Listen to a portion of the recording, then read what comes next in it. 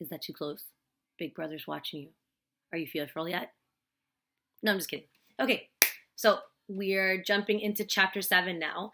Remember to hit that like button, hit subscribe if you like this stuff and you need me to put these 1984 chapter summaries at the top of my list of videos to do.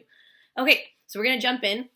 That right there, those are our talking points for this video or lecture, whatever you want to call it.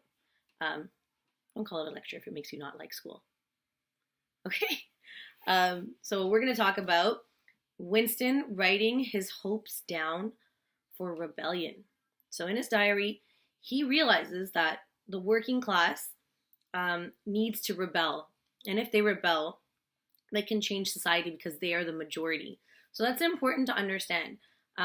It's used in many political dictatorships and whatnot that you'll see it all over the world. In every dictatorship, in every government, the majority of people that when there's a dictatorship, you see that people are struggling to find an answer to get out of the thumb of the dictator, right? We can use any historical, let's use Stalin. Okay, so Stalin in Russia, what he did was he held people down with rations. He held the majority of people down, and they just believed him because he had dumbed down society so much with so much propaganda and held them down. Like, this is what you should expect. You should expect no more out of life. And people just went along with it because they thought that they had faith in their leader, which is evident in 1984 with Big Brother. People have faith in their leader. Like, they just take everything as their word is gold. So when there's a ration shortage, there must be a ration shortage. I must believe this. I must believe this. And then when suddenly there's a surplus, yay, there's a surplus. Our leader is good. The leader is good. The leader is good, right? That's the cycle that they're stuck in. And Winston hopes greatly, and he writes this down in his diary, that the working class gets woke, right? Gets woke. Because that is the idea. And even today in our society, we see that term, get woke, get woke, get woke, right? I'm woke. But, not a lot of people are truly woke. And that's why it's become like a trendy kind of term. But it's been going on for years and years and years and decades and centuries. When the people rise up, that is when dictators worry. Because if the people rise up, the jig is up. They know that, oh crap, that I'm not as powerful as I've made myself out to be. So this is what Winston hopes will happen. And he's like, if this happens, we could win and we could overthrow Big Brother. So his delusions of grandeur are kicking in. I mean, he started his rebellion small and suddenly he's got big, big dreams, right? So it kind of reigns true, that Big Brother's idea that if you allow people to think, that they might think too much, right? And if you feed a plant, it will grow too much. So that's the idea with thought, and why they have thought police and get spies and kill them and torture them and make examples out of them in the society, because they know that once you start thinking, you're going to realize that Big Brother ain't that great. Think about it.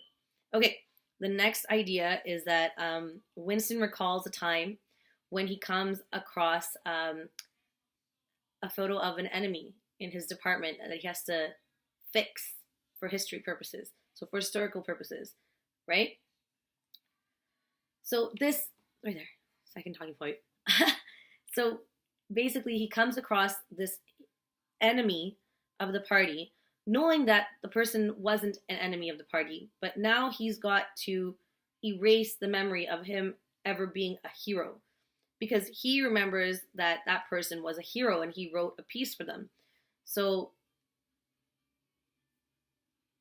out of fear of his own memory, he threw it out. Like, he grabbed that. He's like, I remember this person wasn't an enemy because I wrote that. But that realization that that person isn't an enemy, because now history has been rewritten to make that person an enemy and not a hero.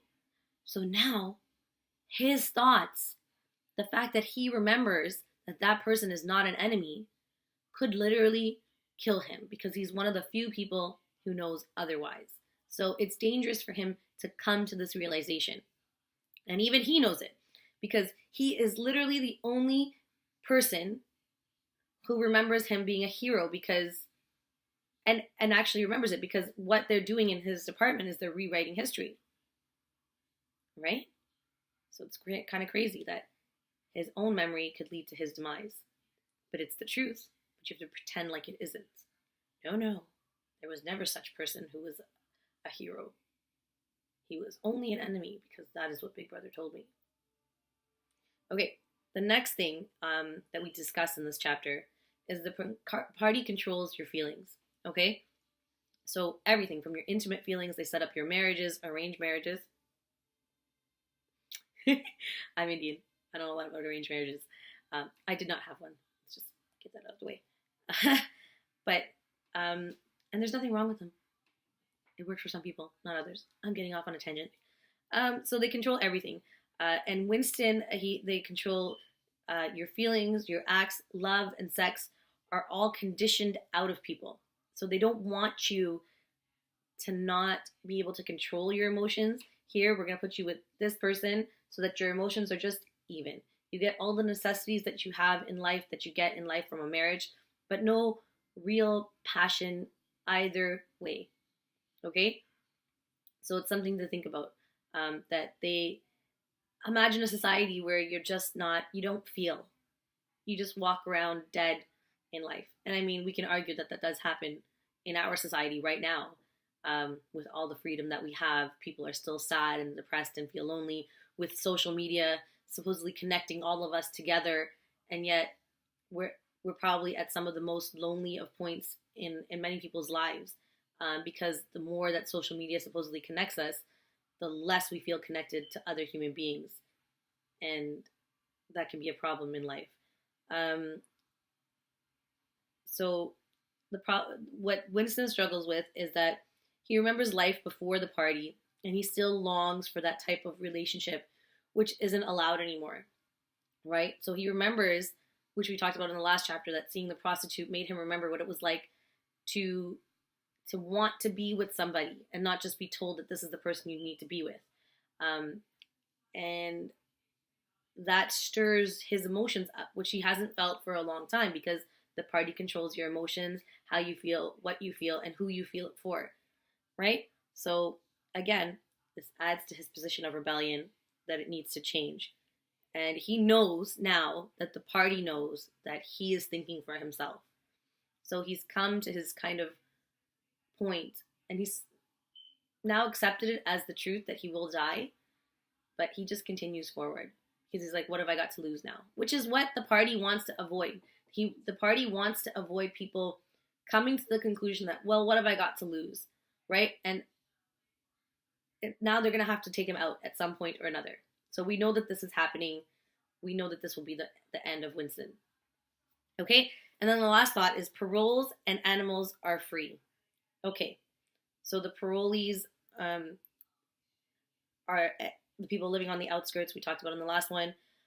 They have been conditioned to look, so the party members have been conditioned to look at parolees as subhuman. So they are not real people with real emotions. They're just animals, just living on the outskirts. They're animals, okay? They're no real people. They don't have any value to add to society. That's why they're not a part of our society. So, I mean, you could use this as an example, a real life example could be people on welfare or I don't know what it's called in other countries. I know government assistance or even in India, the caste system, the people of the lowest class, they're just subpar human beings. They're not looked at as humans. They don't have real feelings or emotions or anything like that. So that's how you could pull a real life example from that. And the paroles, even though they can think for themselves, they believe that they are at the mercy of the party and they don't fight the oppression. So like Stalin, like Mao, they don't fight the oppression even because they feel that they themselves are also subhuman because they have stopped thinking for the most part because there's no point. They're kind of like stuck in a rock in a hard place. And that happens in many societies in our current everyday in 2018. This happens a lot in many different societies. right now that people who feel as though they have nothing to live for just kind of move through life. And I don't think any country is without that those type of people who feel like they just move through life. Um, but it's definitely something that you should be thinking about when you think about this term that parolees and animals are free. Okay? So hit like, share, subscribe. That's it for chapter 7.